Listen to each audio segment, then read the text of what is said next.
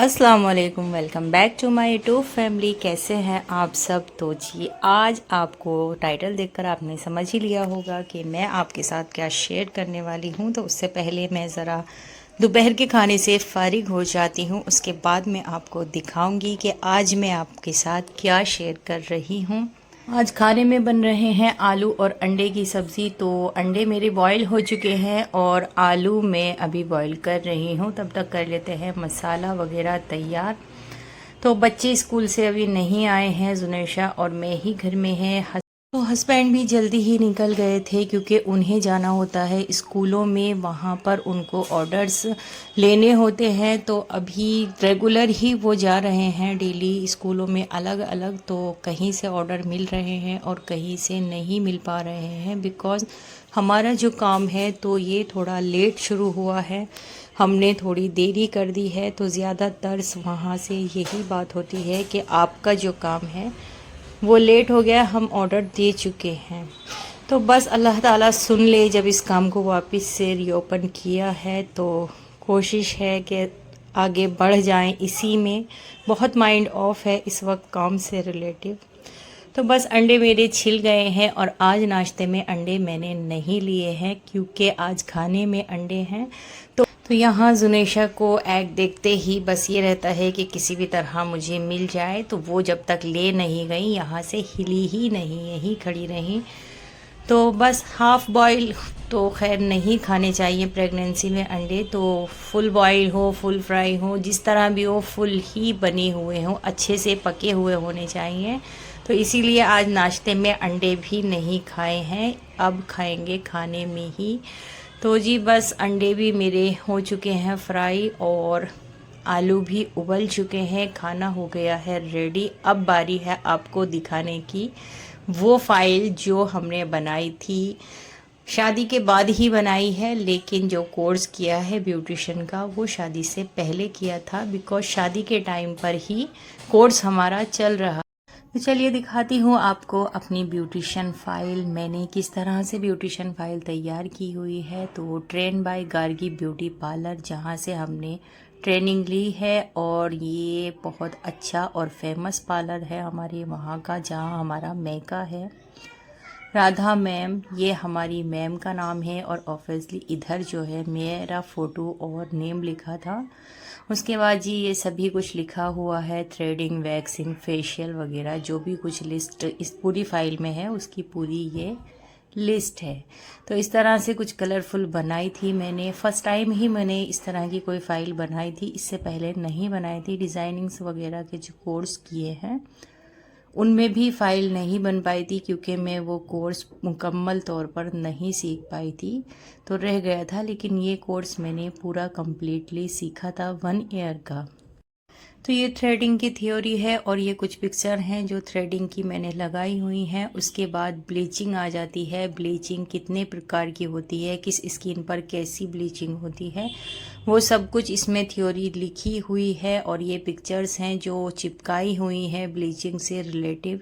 तो बहुत मुश्किल काम लग रहा था मुझे ये जब हमने फ़ाइल बनाई थी, क्योंकि एक एक पिक्चर्स को ढूंढना और फिर उसको लगाना काफ़ी टफ़ था। और लेकिन ये है कि आज तक सेव है हमारे पास, एक एक चीज़ को पूरी डिटेल में लिखा हुआ है, हर चीज़ के स्टेप्स लिखे हुए हैं। यहाँ पर ये वैक्सिंग शुरू हो गई है, और वैक्सिंग के ये जो साइड में आपको दिखाई दे रहा है, तो मैंने इस पर कोई डिज़ाइंस वगैरह नहीं बनाए थे। सिर्फ मैंने जो टूथ ब्रश होता है उससे मैंने इस पर स्पार्कल की है, जिससे इसमें थोड़ी सी ये हाईलाइट हो गए थे। तो मैडम को ये अच्छा लगा था। बाकी जो लड़कियां थी उन्होंने इसमें फूल पत्ती वगैरह इस तरह से डिज़ाइंस बना दिए थे। तो ये सारी वैक्सिंग की जो हिस्ट्री है वो लिखी हुई है। वैक्सिंग कब से शुरू हुई, किस तरह से स्टार्ट हुई, और कौन सी स्किन पर कौन सी वैक्स होनी चाहिए, जो भी कुछ होता है वो सब कुछ लिखा हुआ है। यहाँ से शुरू होता है जी स्किन केयर। तो स्किन केयर से रिलेटिव सारी तमाम बातें इसमें लिखी हुई हैं। पुरानी यादें ताज़ा हो गई हैं। आज काफ़ी टाइम बाद मैंने आज ये फ़ाइल खोली है, तो ऐसा लग रहा है कि जैसे मैं अपने पार्लर में ही हूँ और वहीं काम कर रही हूँ। बच्चों के साथ में अब काम नहीं हो पाता है। वैसे मैंने शादी के बाद भी एक छोटा सा अपना पार्लर किया था, लेकिन जब से बच्चों की ड्यूटी बढ़ी है और थोड़ी दिक्कत आई है लाइफ में, कुछ इस तरह की प्रॉब्लम्स आ गई थी कि मुझे वो काम छोड़ना पड़ा था। तो बस जब से मैंने कुछ नहीं किया है, तकरीबन 1 से 2 इयर्स हो गए हैं। लेकिन मेरे मन में है कि जब भी मैं फ्री होंगी, बच्चों की तरफ से थोड़ा सा भी मुझे वक्त मिलेगा, तो मैं अपना ये काम वापस से स्टार्ट करूँगी। तो यहाँ पर देखिए, ये फेशियल के स्टेप्स यहाँ से शुरू हो रहे हैं। तमाम फेशियल जितने भी होते हैं सब कुछ लिखा हुआ है, सारी थ्योरी, जो स्टेप्स होते हैं फेशियल के जितने भी, और किस स्किन पर कौन सा फेशियल होना है, सभी कुछ इसमें लिखा हुआ है। और यहाँ पर ये चिपकाई थी हमने कटिंग्स बुक। मेहंदी फेशियल भी इसमें जो है लिखा हुआ है। काफ़ी अच्छा मेहंदी फेशियल होता है, मैंने किया है।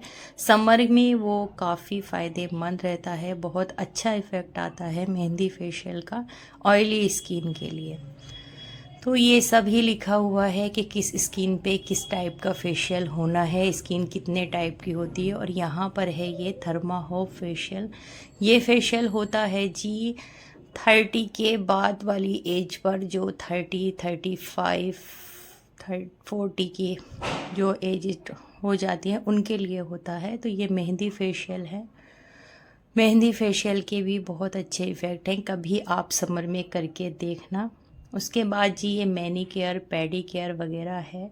बहुत रिलैक्स फील होता है मैनीकेयर पेडिकेयर कराने के बाद भी। अब यहाँ से शुरू होता है हेयर केयर। तो हेयर केयर से रिलेटिव सभी कुछ लिखा है, कितने टाइप्स के हेयर होते हैं, ड्राई हेयर में किस तरह से ड्राई हेयर की हमें केयर करनी चाहिए, ऑयली हेयर की किस तरह से। तो मैंने आपको एक वीडियो भी छोटी सी बनाकर दिखाई हुई है कि ऑयल मसाज किस तरह से होता है, तो वो भी आप अगर चाहें तो देख सकते हैं। यहाँ पर जी हेयर मेहंदी, हेयर डाई, सभी कुछ ये इसमें हेयर से रिलेटिव लिखा हुआ है। और ये जो पिक्चर्स हैं इन्हें देख देख कर तो मुझे वाकई पुरानी बातें सारी याद आ रही हैं कि किस तरह से हमने एक एक मैगज़ीन से जो कटिंग बुक्स हम लाए थे वो भी कम रह गई थी। हमारा पूरा जो स्टाफ था, हमारी जो साथ की लड़कियां थीं, सब ही थे हम, लेकिन जो बुक्स हमारी आई थी कटिंग बुक जो होती है वो भी कम रह गई थी। तो फिर हमने ग्रे शोभा वगैरह जो इस तरह के मैगज़ीन्स होते हैं उनमें से ढूंढ ढूंढ कर एक एक पिक्स निकाल कर और लगाई थी।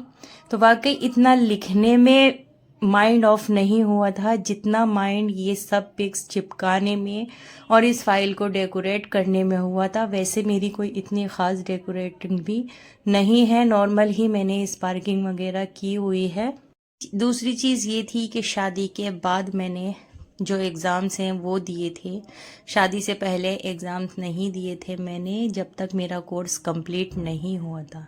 तो बस यहाँ से शुरू हो गए हैं मेकअप। गोल्ड मेकअप है, एंगेजमेंट मेकअप है, सिंपल मेकअप है, तो वो सब कुछ बने हुए हैं, यहाँ लिखे हुए हैं। और जी ये है मेरी ब्राइडल, जो अब से 10 इयर्स पहले मैंने तैयार की थी। और जो ये ब्राइडल ने सूट पहना हुआ है ये भी मैंने खुद ही स्टिच किया था, खुद ही। जो भी इसमें वर्क हुआ है, स्टोन वगैरह का, लेस है, जो भी कुछ है वो सब कुछ हमने कंप्लीट घर में ही किया था।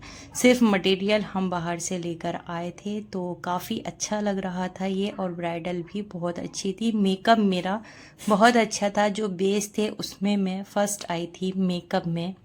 ये लगा हुआ है स्टैम्प, और हमारी मैडम के साइन वगैरह जो भी हैं वो हुए हैं। उसके बाद जी ये साड़ियाँ हैं, साड़ियों के बारे में सब कुछ लिखा हुआ है, और जो साड़ी के स्टाइल्स हैं वो सब लिखे हैं। तो मैंने आपको मुकम्मल अपनी पूरी फाइल दिखाई है, कैसी लगी ज़रूर बताइएगा। और ये जो ऊपर स्टिकर्स वगैरह हैं ये भी हमने खुद ही लगाए थे,